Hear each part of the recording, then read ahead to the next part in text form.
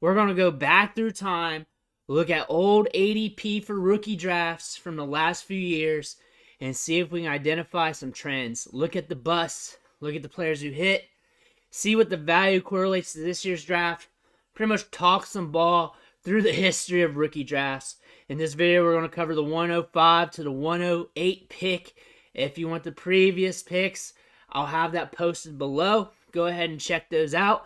This is the second video of the series, and we'll keep moving along 4 picks at a time just so we don't drown you out here.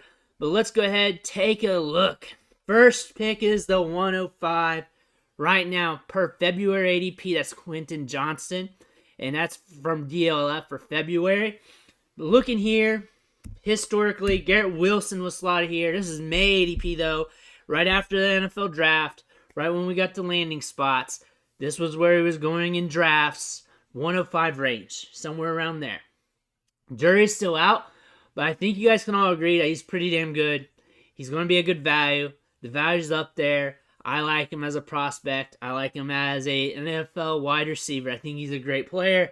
I don't think we really need to see him for many more years to really declare that. I think he's a good get here. 105, 104, 103, wherever you drafted him at. Next year in 2021 was Javonte Williams. Of course, coming from that knee injury this year, he's expected to play early in 2023, but we're going to have to wait and see if that actually happens. That news broke yesterday. Before that, though, he was looking productive, looking good, being used out of the backfield as a receiver. A lot of targets in the passing game for a running back. Looks like he's going to be a solid get. Held value pretty well. The injury has impacted his value in Dynasty a little bit, but that's going to bounce back, especially if he's projected to get the workload. We have to see what the Broncos do in the draft, if they try to get another wide receiver or if they pick one up in free agency. But right now, solid pick there at the 105 range. This has been a solid draft class. The 2021 draft class has been very solid. The 2022 draft class had Cam Akers in the 105 range. Right now, things are a little dicey. We had that Achilles injury, too, that impacted him. And last season wasn't good. Looking at his collegiate profile, from what I remember, 5-star recruit coming out of high school, played on a bad Florida State team. Really hard guy to evaluate because the blocking wasn't really there for him. But had some nice highlights, nice runs. Productive 2,000-yard seasons, one as a freshman, one on his final year, junior season. Younger player coming out, so he had the production.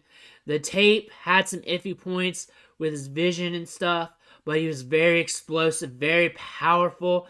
But on top of that, the counterpoint the vision issues, he was playing behind that bad Florida State offensive line. It's hard to tell what his career would have ended up being like if it wasn't for that Achilles injury. He could be on the bounce back. It could not be. Last year was very skittish for multiple reasons. Maybe some time will heal, but who knows? But right now in 2020, it's still up the air. It's still kind of not. I'll let you guys decide. You can talk about that in the comments below. Moving on is A.J. Brown, 2019. This is the player I really hit on. It's probably one of my biggest hits in the last few years. A.J. Brown, I was ahead of consensus. He was going later than this in drafts. Once the news kind of foddered out after the draft, he was going later than 105 in a lot of my leagues, 106, 107, 108. And that's because people did not like the Titans. I paid up for him. I did. I skipped out on the running backs that year. I got him and DK Metcalf. A.J. Brown, I took that risk when there's not many players that do that. I play ball with the ADP, and I try to manipulate it in my drafts. I try to trade around it, try to get the value. A.J. Brown was one of those prospects. That was one of my biggest hits of pretty much playing Dynasty these last few years. Ronald Jones. Very speculative asset coming out of the draft there. If I remember, I didn't run. We were not having the speed measurements on him, but on tape, it sounded like he wasn't running to what the rumors were at for him.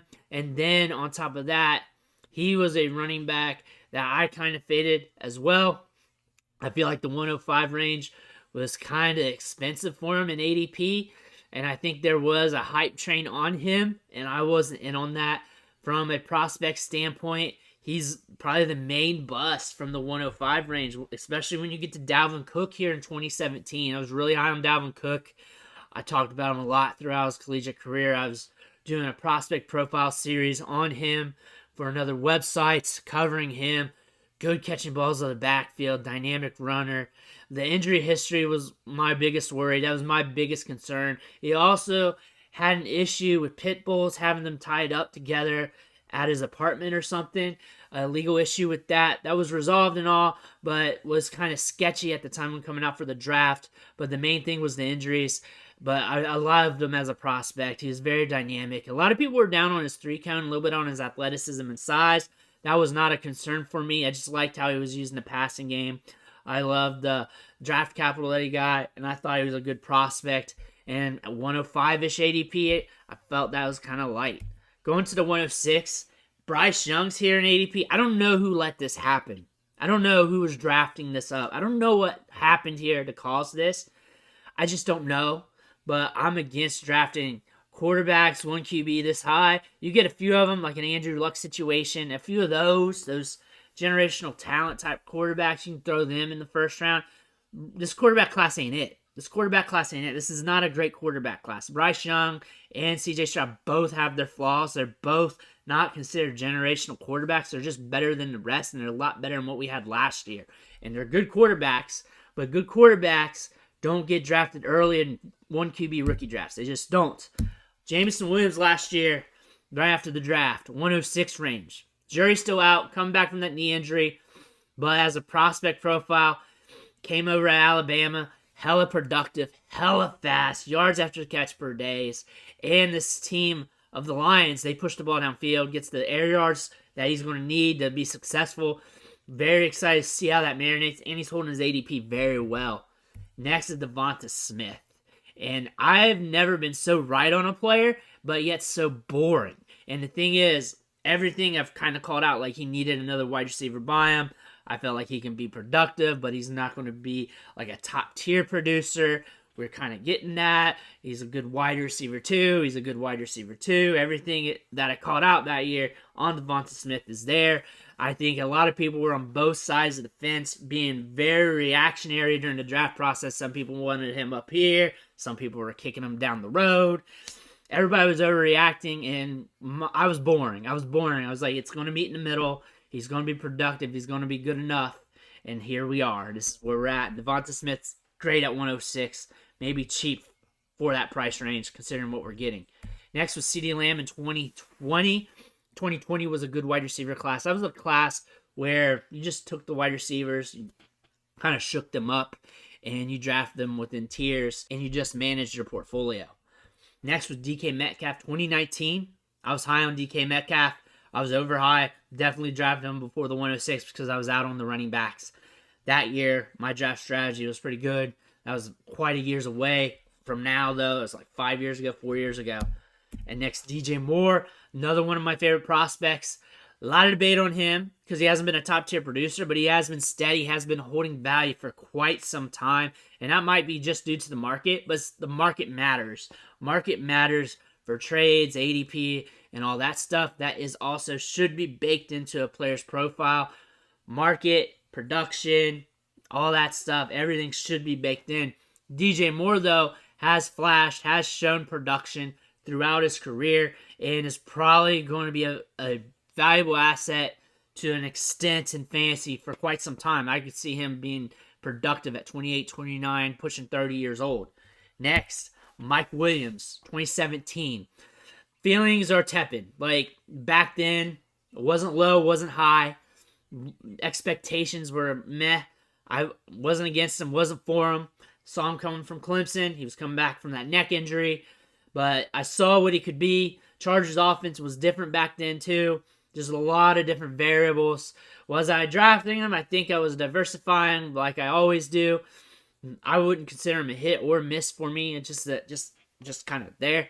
Mike Williams, though, you can call him what you want. He's had his high moments. He's had his low moments. A lot of injuries throughout his career. Overall, at the 106 spot, this range has been very solid. And this is just a range because these guys weren't going at 106 in every draft. So this range has been kind of solid these last few years. You can't say anything really bad about DK. Proved value. Devonta, CD definitely. DJ Moore's been holding it down for a long time. Mike Williams is your low point here. And Jameson Williams, you still got to wait that out. Over to the 107, Zach Charbonnet is here. The running back. Running backs are going to matter in this class. It's going to be stacked there. Chris Olave, 2022. Everybody likes him. Productive, rising in value. I think you can safely say that he's a good dynasty asset. And then Jalen Waddle. He was one of those diversification wide receivers for me. And I saw where he could hit, where he couldn't. And I just played the game there. And with Jalen Waddle, one thing was his speed. His breakaway speed, how he gets downfield. And he was a little nuanced with that as well. Again, looped in with those Alabama wide receivers. And people were split on him. Some people completely faded him. Some people had him buoyed up there. I was kind of at the middle, kind of with the ADP. I was boring. I was pretty boring. Jerry Jeudy, another wide receiver that people love. People had him up there. People had him up there back then in drafts. Higher than the 107. This is kind of where he kind of middled out at. I was kind of in the middle. I wasn't down. I wasn't up. I was just diversifying on him. Kind of a boring drafter in that way. But Jerry Jeudy was very good after the catch. Very good making guys miss in the open field. Very productive Alabama wide receiver. TJ Hockenson in 2019. So here in this range, I don't draft tight ends anymore in the first round.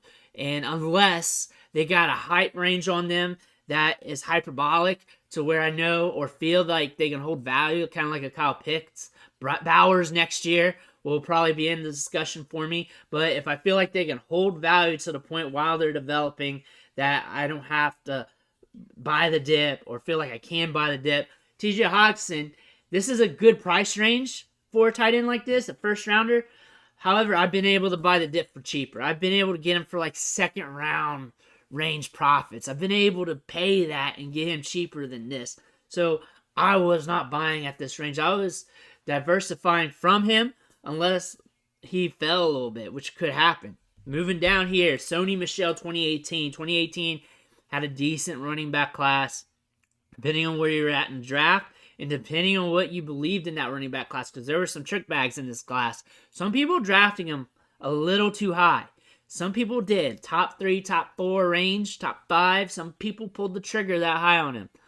On this draft, I wasn't super high on him. He was the other Georgia running back.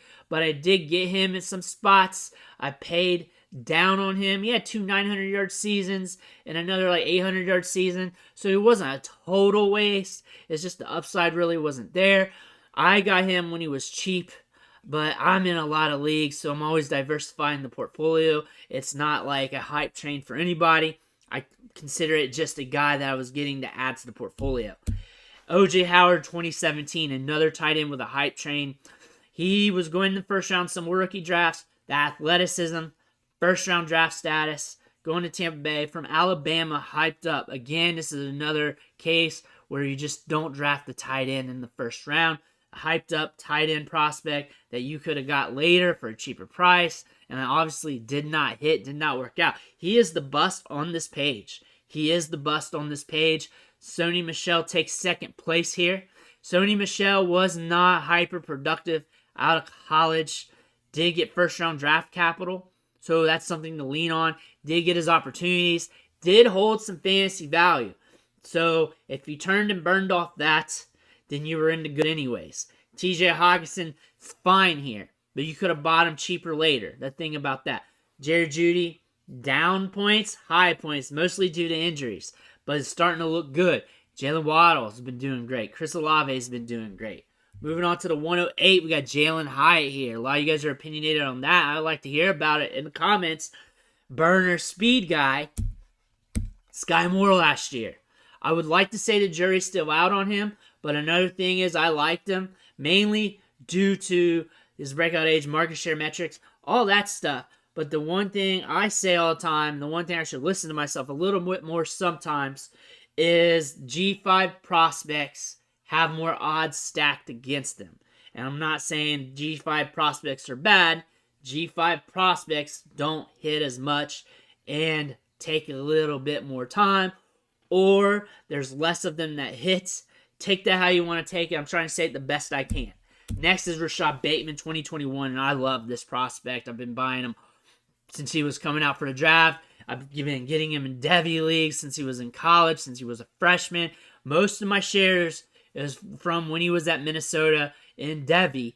I've been getting him in rookie drafts, though. Not that much, because I like to diversify my portfolio. So that's my honest truth, but I do like him a lot. Coming back from an injury from last year, coming into a situation with the Ravens that it's changing for the good or the bad, but it's going to happen. We're getting some changes there. So this is a player that's also on the cheap right now. For the 108 pick, it's just your typical wide receiver that you're taking. He's a first-round guy, first-round draft capital, good breakout metrics, good market share metrics, a guy that you just chase at this part of the draft. One of the biggest busts of the decade here is Jalen Reagor. He is a bust meme. He was in the portfolio. He was a guy that I diversified from. I did not get much of him in rookie drafts. However, that year, I was chasing football cards, and that's where I got my shares. And it's because he was so cheap. He was the first-round wide receiver. Now all the first-round wide receivers, he was the cheapest, stacked up on autographed cards. I got a bunch of them, and they're worth the same as when I bought them because he was so cheap. His price never went up, and autographed cards kind of hold their value a little bit, but his cards were going for like $3 to $5 a pop, so it was like, let's hit that investment up. But I did get some shares in rookie drafts. He was a hot analytics darling. When you go back and look at the stats, if you want to look at him from an analytical standpoint, the counting stats weren't really there. He had one 1,000-yard season, but it wasn't deep. It wasn't like a 1,500-yarder. It was like barely over 1,000 yards. The other two seasons weren't as great, and the season after that, he kind of took a step back. But Jalen Reagor also had a shoulder injury. It was a dislocated shoulder. If you ever had experiences with those could impact you for years afterwards. Just reaching for cups and stuff out of the cupboard and stuff. I don't know if that's an impact. From what I've seen, he's very inconsistent.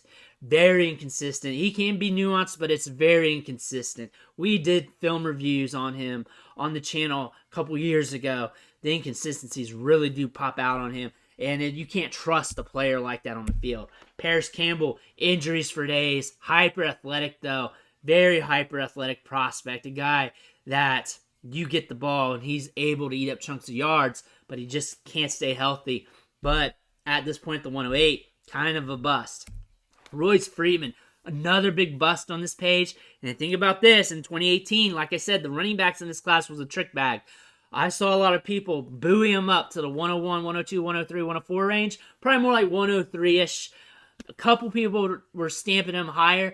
He had a good combine. The thing about his tape, though, is it did not match his 40 speed. His size-adjusted speed did not match what he posted at the combine on tape, and it created a trick bag. If you looked at straight-up metrics and size-adjusted speed, he would burn the shit out of you because he had good production metrics, good workout metrics. He looked like a guaranteed hit, but he wasn't. He needed to take the hitch off the trailer when he was running. He looked a lot slower than his 40 time, and I went off what I saw on tape versus what I saw at the combine metrics. I felt like he was just trained up for that, had more speed for that, and I just went from the tape. I missed out on him. I did not draft him at all. He was one of the guys I didn't get. Thought he was too pricey, and there was other running backs that you could transition to. Evan Ingram, one of the poster boys of why you don't draft a tight end in the first round, took some time to develop and really isn't really produced until this year. Had a couple other years where he gave you some quasi-production. Evan Ingram, high-end athleticism, first-round pick, a tight end that you could go after. Really depends on what was there on the board, too, because if there's trash, you might as well go for a tight end.